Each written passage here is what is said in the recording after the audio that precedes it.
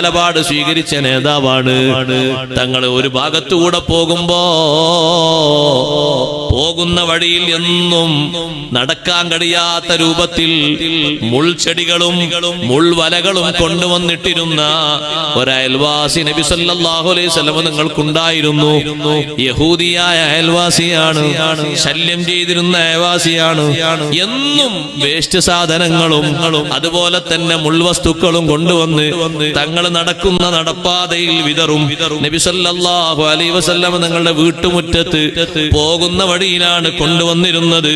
ഒന്നും തങ്ങൾ പ്രതികരിക്കാറില്ല. എല്ലാ ദിവസവും അതെടുത്തു മാറ്റും. എന്നിട്ട് തങ്ങൾ സുഗമമായി പോകും.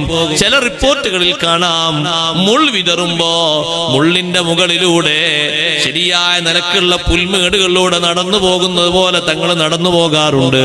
തങ്ങളെ കാലിലേക്ക് അത് ഏശാറില്ല.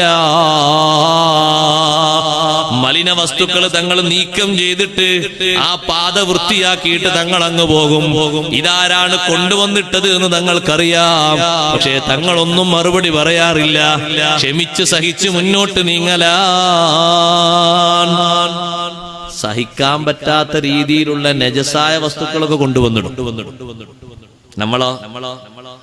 നമ്മളെ വീട് താഴത്തും അയൽക്കാരന്റെ വീട് മേലെയാണെങ്കിൽ ഇയാളെ വീട്ടിന്റെ ഓടിന്റെ ഭാഗത്തുനിന്നോ അല്ലെങ്കിൽ വാർപ്പിന്റെ മുകളിൽ നിന്നോ മഴവെള്ളം നമ്മളെ വീട്ടിന്റെ മുറ്റത്തേക്ക്, അല്ലെങ്കിൽ നമ്മളെ വീട് താഴെയാണ്, വീട്ടിന്റെ മുറ്റത്തേക്ക് അതങ്ങനെ ഒഴുക്കി കൊടുത്താൽ മതി, ചാല് കീറി കൊടുത്താൽ മതി. അങ്ങനെ അങ്ങോട്ട് ഒഴുകിയാൽ നമ്മൾ വന്നിട്ട് പറയും, ആ നിന്റെ വീട്ടിന്റെ മേൽക്കൂരയിൽ നിന്ന് മഴവെള്ളം ഇങ്ങോട്ട് വീഴുന്നുണ്ട്, നജസല്ലട്ടോ, അതുകൊണ്ട് മഴവെള്ളം മേലാൽ ഇങ്ങോട്ട് വീഴാൻ പാടില്ല. ഞാൻ നീ ഒരു കാര്യം ചെയ്ത് പടച്ചവനോട് തോന്നുന്നു, ഇനി മഴ ഇങ്ങോട്ട് പെയ്യണ്ടാന്ന്. എന്താ പറയാ? നമ്മളെ അയൽക്കാരനോട് നമ്മൾ പറയാം, അവിടെ പെയ്യുന്ന മഴവെള്ളം ഇങ്ങോട്ട് വീഴാൻ പാടില്ല. മഴവെള്ളം വീഴുമ്പോഴേക്കും നമ്മൾ രണ്ട് പക്ഷത്തായി.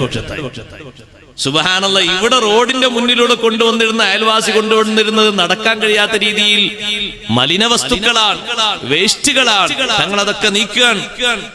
ഒരു ദിവസം ആ അയൽവാസിയെ കാണാതെയായപ്പോ, യഹൂദിയായ അയൽവാസി, ശല്യം ചെയ്യുന്ന അയൽവാസിയെ കാണാതെയായപ്പോ നബി സല്ലല്ലാഹു അലൈഹി വസല്ലമ തങ്ങൾ പറഞ്ഞു, നമ്മളെ അയൽവാസിക്ക് വല്ല രോഗവും വന്നിട്ടുണ്ടോ? അദ്ദേഹത്തെ കാണുന്നില്ലല്ലോ, ഒന്ന് പോയി നോക്കട്ടെ.